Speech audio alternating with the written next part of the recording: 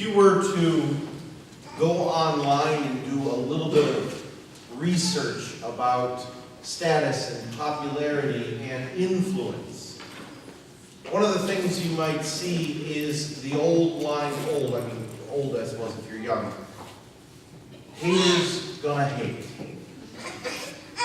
In fact, if you were to type this hashtag into YouTube, Instagram, because that's how old I am, you'll see it's been used, at least as of this last Thursday, 2.4 million times.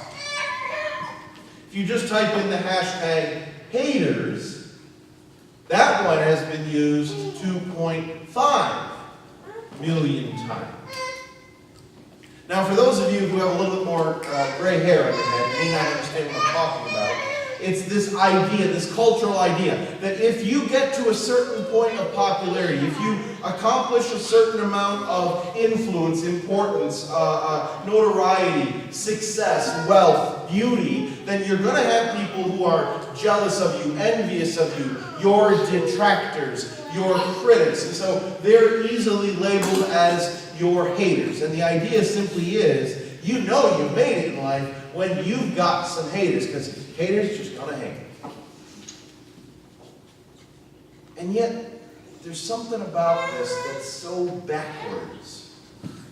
If you listen to our readings proclaimed today, the first reading from Wisdom, the second reading from the letter of St. James, and certainly the gospel, that Jesus is trying to correct the error of the apostles. Because here's the thing. Jesus in the gospel, they're taking a long journey, and they're not doing it publicly. He just wants to have time to teach the apostles. They don't get it. What he's trying to explain to them, they don't understand. But what they thought they understood was that Jesus' message of the kingdom of God, they thought he meant he was going to begin literally a brand new government. Have a palace, have a military, have an embassy, all the things that governments have. And so they were arguing amongst themselves which one of them was the greatest. Who gets to be the vice president? Who gets to be the Secretary of State? Who gets to be the general in charge of the armies? Who gets to be the treasurer and pay himself really well? Who amongst the apostles is the greatest? Because they were getting excited. They thought, we hit the lottery here. Jesus is great. He's doing these miracles. He's starting this new kingdom. We're in the money now. And he says to them, if you want to be the greatest, if you want to be the first, you must be the servant of all and the lowest of all. And so often we hear the second part of the gospel as kind of this cute, warm, cuddly moment. Jesus gets a child and gives the child a hug and says, you have to receive a child like this to understand what I'm talking about. Kids were treated very differently 2,000 years ago than they are today.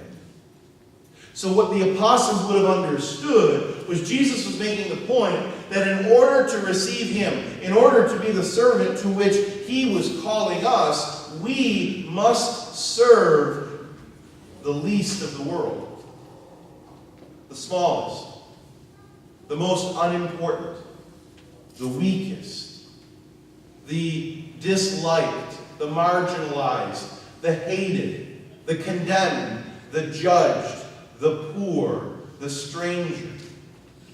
That the child and the words of Jesus was trying to emphasize to them, if you wish to be the greatest in my kingdom, you must be the servant of all, but especially all of the poor, the poorest, the poor in spirit, the marginalized, the unwanted. Exactly the opposite of what our world says success looks like.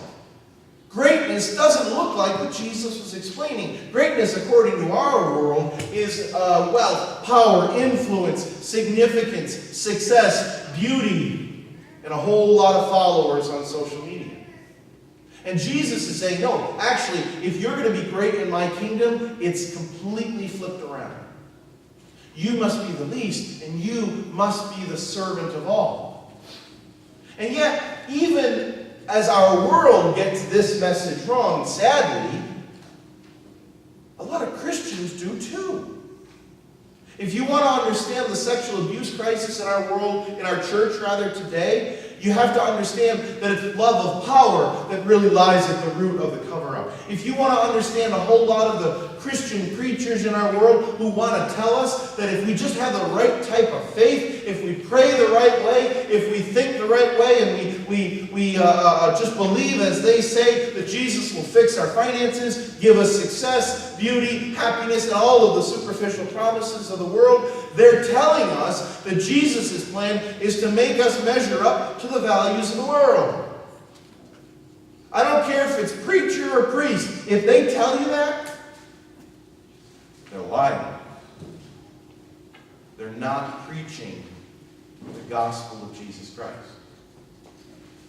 Because if you long to be the greatest in the kingdom of God, you must willingly become the least and the servant of all. And so that's what James is talking about in the second reading. It's because of all of our temptations, we all have it, to selfishness and passions. And so we ask God for things and we don't receive them because we ask wrongly, as the reading said, because you ask wrongly so that you might receive and spend them on your passions. You see, the reality is this. Everything in the kingdom of God is flipped upside down according to the values of the world. And so, as it turns out, if you are a good disciple of Jesus Christ, if you are that servant of all, especially the poor, the unwanted, the condemned, and the marginalized, if you're a good servant, you will have haters. Haters gonna hate you. But it's not those who are envious, jealous, or desirous of your beauty, wealth, power, and success. No, actually, it's the people who have that beauty, wealth, power, and success. They're going to hate you, as we heard in the first reading from the book of Wisdom. Let us attack the just one, because the conduct and the words of the just one challenges us, because we know we're oppressing others. We know we are not doing the will of God. In fact, our wealth thrives because there are some who are poor. Our world thrives because we're able to wage war. Our world thrives because we make ourselves righteous by condemning others. Our world thrives because we're able to marginalize others and thus point out how superior we are. Those who believe that, the lies of this world, if we stand against them, we'll have our haters. But instead of becoming the powerful and the influential of the world, it will be the powerful and influential of the world who are your haters. Everything gets flipped around. And so there is some wisdom here. Haters gonna hate. But here's the good news. If we become the servants that Christ calls us to be, the poor, the marginalized, the unwanted, the condemned, they will love us. And when that happens, we will be assured that we are living out our discipleship as best we can. We will be deeply comforted with the knowledge that we're following Jesus to be the servant that he calls us to be.